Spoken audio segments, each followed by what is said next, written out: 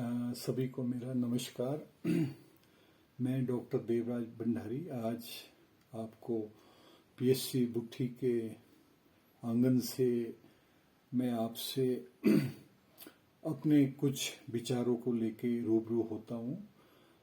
जैसे कि मैंने सुप्रभात चैनल जो रामपुर से हमारे अच्छे मित्र व पत्रकार आशु जी के द्वारा चलता है, उस चैनल के द्वारा मैंने आपसे हिमाचल में आई प्राकृतिक आपदाओं पर थोड़ा सा प्रकाश डाला था और अपनी किताब के बारे में चर्चा की थी।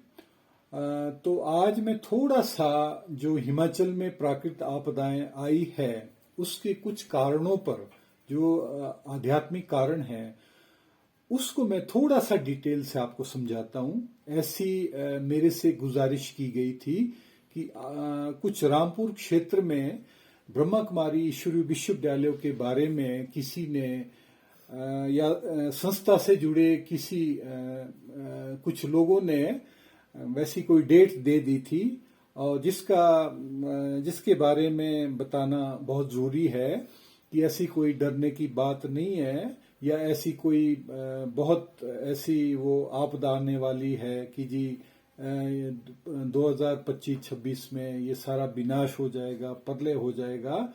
तो मैं उसके बारे में जो मेरा आध्यात्मिक अनुभव है, मैंने 33-34 सालों से मैं राजयोग ध्यान का मेडिटेशन करता हूँ। ब्रह्मा कुमारीज के मैं मेडिकल विंग का मैं लाइफ टाइम मेंबर हूँ। तो आज मैं उस पर मैं चर्चा करता हूँ। सबसे पहली बात है कि ब्रह्मा कुमारीज ईश्वरीय विश्वविद्यालय की स्थापना परमपिता परमात्मा शिव ने 1937 में की थी, और ऐसे समझो कि भगवान शिव ने, निराकार ज्योति स्वरूप परमात्मा ने ब्रह्मा के तन में अवतार ले लिया है। ये बहुत गहरी और गुप्त बात है, शायद संसार वालों को ये मालूम ना पड़े, लेकिन ये अपने आप में पूर्ण सच है। सृष्टि के रचयिता, संचालक व सभी आत्माओं के परमपिता परमात्मा जो सत्युग स्थापना का कार्य ब्रह्मा बाबा और ब्रह्मा कुमारी ईश्वरीय विश्वविद्यालयों के माध्यम से करवा रहे हैं, उनकी शिव वाणी जो मुरली के रूप में 2016 को मधुबन में चली थी, जिसमें उनका परमात्म संदेश साफ था कि ये प्रकृति के 5 तत्व बड़े अच्छे से अच्छे सफाई कर्मचारी भी है। अब परमात्मा इन्हें आदेश दे रहा है कि अपना सफाई का कार्य शुरू कर दो, तभी इस धरती से पाप मिटता जाएगा, पापी आत्माएं शरीर छोड़ती जाएगी, तभी यहाँ पर सत्युग का जल्दी आगमन हो पाएगा।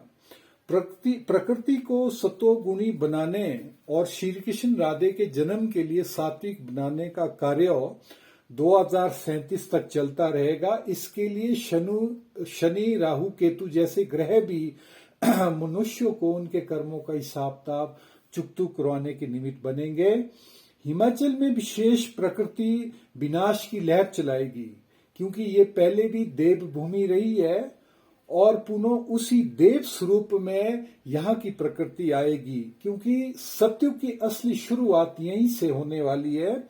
यहाँ पर अनोखी मार्मिक घटनाएं घटित होती रहेगी, और जो शाकाहारी नहीं बने, देवी देवताओं और भूत प्रेत के नाम पर बलि देते हैं, यज्ञ करते हैं, उन पर सबसे ज्यादा मार पड़ने वाली है। जो भगवान का ध्यान, जप, तप व प्रार्थना आदि भी नहीं करते हैं, उन्हें भी परमात्मा का सहारा नहीं मिल पाएगा। अब भारत देश में ऐसे राजनेता व पार्टियां ही राज करेगी जो शाकाहारी वृत्ति की होगी और भगवान पर आस्था रखने वाली होगी। उत्तर प्रदेश में तपस्या करने वाले 3 सबसे बड़े महात्मा हुए हैं। उनमें एक है नीम करौली बाबा, दूसरे है महाअवतार बाबा, और तीसरे हुए हैं बाबा हेड़ा खान। ये आज से 40 वर्ष पूर्व विशेष बाबा हेड़ा खान ने समाधि लेने से पहले ये कहा था कि जिन मनुष्यों का आभा मंडल अर्थात ऑरा काले रंग का होगा, परमात्मा अपने फरिश्तों व प्रकृति को कुछ सालों बाद आदेश देगा कि ऐसे मनुष्यों के प्राण खींच लो, जिस कारण अकाले मृत्यु अचानक मौत के मामले भी तेजी से बढ़ेंगे। आभा मंडल क्यों काला होता है? आभा मंडल काला होता है उन मनुष्यों का जो बहुत मांसाहार करते हैं और हिंसा करते हैं और झूठे काम आदि में संलग्न रहते हैं। ऐसे लोगों को परमात्मा का नाम ओम नमो शिवाय जैसे पवित्र मंत्रों का जाप करना चाहिए और प्रभु से अपने किए का पश्चाताप भी करना चाहिए। 2040-41 तक ये पढ़ाई लिखाई नौकरी आदि चलती रहेगी और विज्ञान भी पूर्णता को पाएगा और ऐसे यंत्रों आदि का आविष्कार भी होगा जो बहुत सूक्ष्म होंगे लेकिन बहुत पावरफुल होंगे, जैसे नैनो टेक्नोलॉजी और हाइड्रोजन पावर से कार्य विमान चलेंगे। जैसे हम कहते हैं यहाँ पे कि अब जो देवी देवताओं को उड़ने के निमित्त ये पुष्पक विमान आदि बनेंगे, तो ये टेक्नोलॉजी, अब ऐसी टेक्नोलॉजी इस विश्व में कोई ना कोई वैज्ञानिक इसको बनाने के निमित्त बनेगा। तो मेरा जो उद्देश्य है किसी को डराना नहीं है, लेकिन समय के बारे में, विशेषकर आने वाले समय के बारे में यथार्थ सत्य जानकारी देना है कि अब कलयुग का अंतिम फेज शुरू हो चुका है, अर्थात अब उसकी पूंछ वो भी अब जाने वाली है और सतयुग जो है शनै शनै धीरे धीरे अब इस धरती पर आना शुरू होगा। और जो भी ऐसे मनुष्य है वो जो है उनका जो है प्रस्थान परम धाम की तरफ परमात्मा करवाने वाले हैं। ऐसी अब घटना घटित होने वाली है और ऐसे काल परिवर्तन से पहले जो है हमें स्वयं का अपना सच्चा परिवर्तन करना है, अपने अंदर आध्यात्मिकता को जगाना है और परमात्मा की तरफ अपनी आत्मा की लौ भी लगानी है और अपने सच्चे कर्मों को और अच्छे श्रेष्ठ कर्मों की तरफ बढ़ना है। तो इन शब्दों के साथ में ये जो मेरा वक्तव्य है इसको मैं विराम देता हूं। अब मैं थोड़े से जो मेरे पास 2 चित्र है उसको मैं कैमरे के माध्यम से आपको बताना चाहता हूं। आप ये देख रहे हो, जैसा कर्म होता है वैसे फल होता है। देखो, कर्मों की गति बहुत गहन है, गीता में भी कहा। आप देखिए, जो सच्चे ज्ञान का दान करता है वो अगले जन्मों में विद्वान बनता है। जो स्वास्थ्य की सेवा करता है, किसी बीमार की सेवा करता है, उसको अच्छा स्वास्थ्य प्राप्त होता है। और जो कोई ऐसे गलत काम करता है, चोरी करता है, पहले जन्मों में जिसने चोरी की उसको जेल होगी।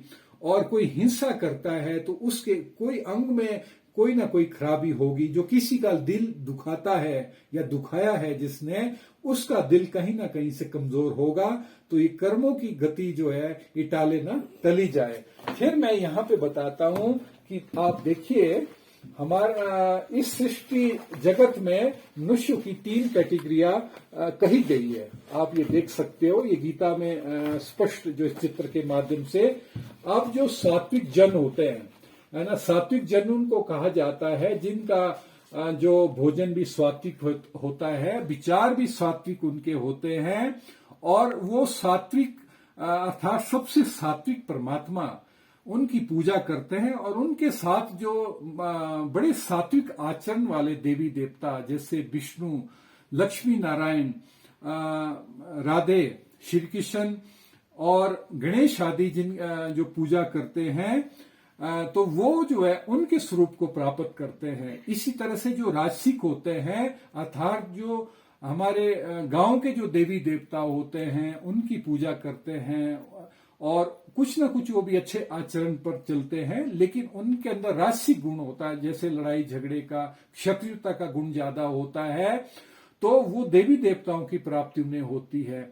और जो तामसिक जन कहेंगे, जो गीतानुसार कहेंगे, जिनका आहार तामसिक होता है, उनकी सोच थोड़ी नीच किस्म की होती है, बदला लेने की भावना, हिंसा, क्रोध आदि उनके अंदर होता है। और जो भूत और ऐसे पितृ आदि उसमें उनकी पूजा करते हैं, तो उन्हें जो है ऐसे योनि अगले जन्मों में मिलती है, ऐसा हमारा मतलब जो शास्त्र कहता है। तो इन शब्दों के साथ में अपनी वाणी को विराम देता हूं। ओम शांति। धन्यवाद धन्यवाद।